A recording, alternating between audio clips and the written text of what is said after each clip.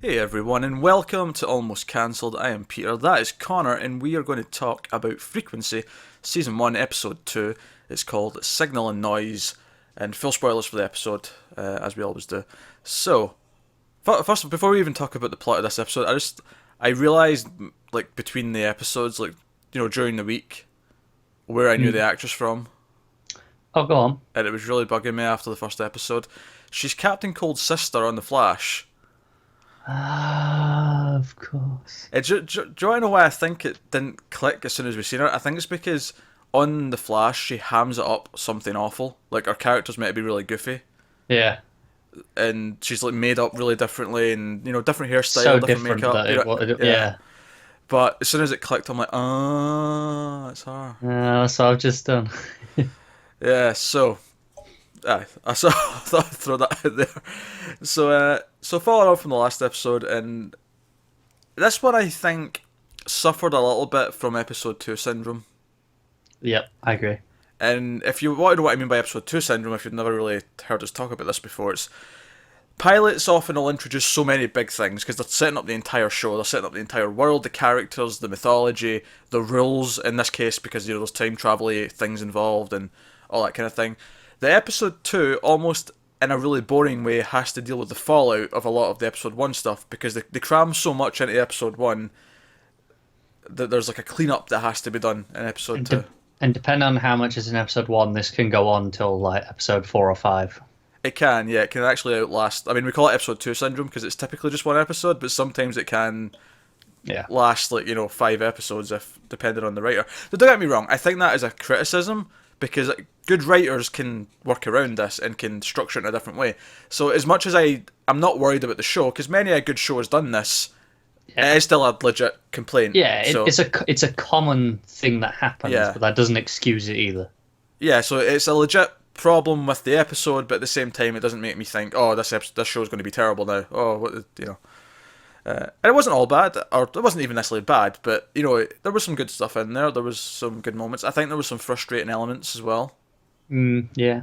The classic thing with shows like this, where characters just decide not to tell other people things. And the problem here as well, it's a big climactic moment. It's the biggest moment of the episode probably, where Frank, after not wanting to tell his wife all episode, like, Understandably, in that case. oh yeah, no, that was understandable because A, it's going to sound crazy. B, how could he know this? And their relationship's already so fractured. She's making him sleep on the couch. They're not in a good place. So, oh, by the way, you're going to get murdered in 3 months Yeah. because our daughter from the future told me. This one, the keeping secrets makes sense. Yeah, this one made sense. The one that was more frustrating though was Raimy over, from the future over the mic, not speaking. I don't understand it at all. I didn't just don't. understand it, and I laughed actually out loud when it cut to the next scene, and the first thing that anyone said was Frank saying to Raimi, "I get it, I do," and I'm like, "Well, I don't." Yeah, I was like, I don't understand what's happened, what's changed. Yeah, because I actually thought it was a really good scene up until that point. He brought her in. The piano was, swelling up a little bit. We were watching the what do you call the graph thing? The Oscillator. oscillator. Thank you. So you would know that because you study music. So like they focus on that, and you're waiting for it to move, and like it's the perfect thing to keep it on that when she starts speaking because you see it. It's a visual thing as well, which is obviously a troubling thing if you're dealing with something that's people over mics like this. That would be the best place to keep it, to show a visual way of bringing it in. But anyway, all very nice, all building up. I was getting really into it. After the episode was kind of, like we say, episode 2 syndrome, dealing with things, not It being wasn't bad, but overly exciting. And I was like, oh, this is getting exciting now. We're getting a big, moment. And instead it turned into the thing where, oh, we're not going to tell her. And she will find out eventually. I'm sure, end of season 1 or... do you know my problem as well? It makes him look even crazier, and It does. she's like, oh, you need to save her, you need to tell her, and then it's like, well, now he's got a much harder job of doing anything now. Yeah, Raimi from the future's really kind of screwed him over. She whinged at him, or moaned at him to tell her, and then as soon as he tried to, she didn't back him up, and now he looks like a complete raving lunatic. Just, I don't get it. And don't get me wrong, I do get part of the whole thinking that, like, we'll change more things, but I feel like you've already changed so much that her knowing can only help. Her being in the know can only assist with all of the things that are going on. You know, the investigation, keeping her safe, all of that. It's the same thing we go through every goddamn superhero show or superhero movie, where it's like, oh, I can't tell them for their own safety. No, if they know that there's danger, they'll be able to take care of themselves. Yeah, like, them not knowing is worse. It always is, every time, and this is no exception, and it's just frustrating. It is frustrating. But there's that weird thing where I'm like, I think I won't even care that much in a couple of weeks, because again, it's the kind of thing that all these shows do. So once we get into the main plot of them doing things, I'm like, well, whatever, it's just, Yeah, but it's annoying in the moment. Yeah, it's really annoying in the moment. So, yeah, so that's probably the big complaint of the episode. I did like them playing with the time-changing stuff again, and how it was constantly ongoing. Yeah. Because obviously the first episode, it all built up to that one moment, that one big change where he survived, and because of that, there was this giant knock-on effect of all this history changing. Whereas in this, it was more scene to scene, where Raimy goes out to see this guy in present day, and this goth guy, he might be the killer because he assaulted a nurse like 2 years before. The killer at the same swamp. Yeah, the same swamp that they found the body. Wait, was it a swamp? It was a marsh. There was a marsh. Don't bring in the words from Scream Queens. We're not doing that. Sorry, I couldn't help it. It was very specifically a marsh. And she goes and talks to him, and it's just kind of, he says, oh, I got thrown out, you can talk to her if you want her side of the story. And she does, and it turns out that she was paid off, and she opens up when she finds out there was other girls. Now, she just thinks it's other sexual assault victims. She's not even aware that this is a Nightingale thing. Yeah. But Raimy on the mic says to her dad, right, you need to go and check out this guy. It might be him. So he goes with his partner in the past to check the house. And it's while this is playing out that in present day she sees the same partner. What's his name? Satch. She's got a really weird name, actually. I did a double take when they said that in the episode. This is Detective Satch. I'm like, Satch? It's a weird name. It's a weird name. But, yeah. And he even brings up in the scene, oh yeah, me and your father went out there in 1960. Yeah, and it's kind of like cut in between them, because it's like right after. And then she eventually decides to go and check it again, because she thinks there's something really up. But because of them going to see him in the past, the girl that he had kidnapped under the cabin, he'd built like this like sort of hiding spot under the barn. Yeah. And I say barn, it's not a barn, but you know what I mean, little hut. Shed, yeah, shed's probably the right word. And because of that, she managed to escape. She managed to get out, and his mother witnessed it. This mother who was like scaring them off with lawyers, stay away from my son, like, now she's aware of it, and because of that, when she goes back out there, it's a different family living there because they moved house. Presumably because the mother wanted to keep her son away from that location and, keep him away from the law and like protect him, even though clearly, hang him out to dry. Yeah. At this point. I just don't get that. But no, I liked all that stuff though, because it was like constantly changing and it was constantly affecting each other. Yeah, and this is the sort of thing that I can see how this is going to play going forward for the format of the show and how it'll be really effective. Like every episode, these small changes just adding up, that by the time we get to the end of a season, we'll look at where we are and it'll be so completely different to how we left. Even the end of that first episode where we had the drastic change.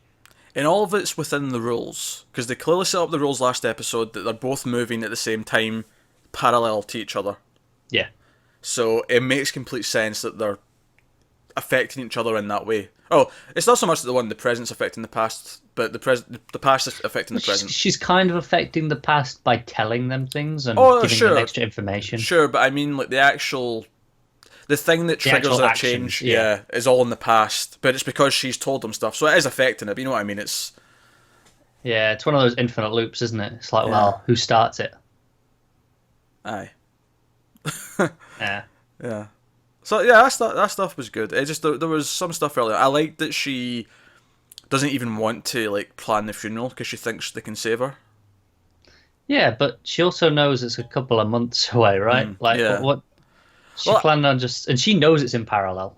She does, but it has just started, and I buy that she's not thinking completely straight about it. Like, to her, it's still like, all my life's been completely altered and everything's wacky and weird. Whereas we are going, right, these are the time travel rules, and we're, I buy that from a character's perspective, she's not thinking about it in a straight way like that yet. I do wish she'd kind of stop talking to herself about that stuff in front of other people, because that's going to come back and make her look crazy. Oh, poor Gordo. Gordo gets shouted at, told to leave. He's trying to help his best friend. She just found her mother's body, and he comes over with some beer, and he's like, "Let's have a heart to heart." And she just screams at him, "Get out!" I'm like, justice for Gordo, people. Justice for Gordo. Yeah, but there's even stuff like, when they're talking to the coroner or whatever it was, and they're looking at the body, and she's like, she's not dead. It's like, do you want to keep this internal? Don't say this out loud. Well, it will make you look crazy. I feel like with the ending of this episode and her not telling her mother, she's learned that lesson, and that won't be a thing going forward. I hope so. Surely that's. Hope so. I mean, that would make a lot more sense. Like, she has to. No, she's learned that lesson. She has to have done. That has to be what that was. We'll see next time.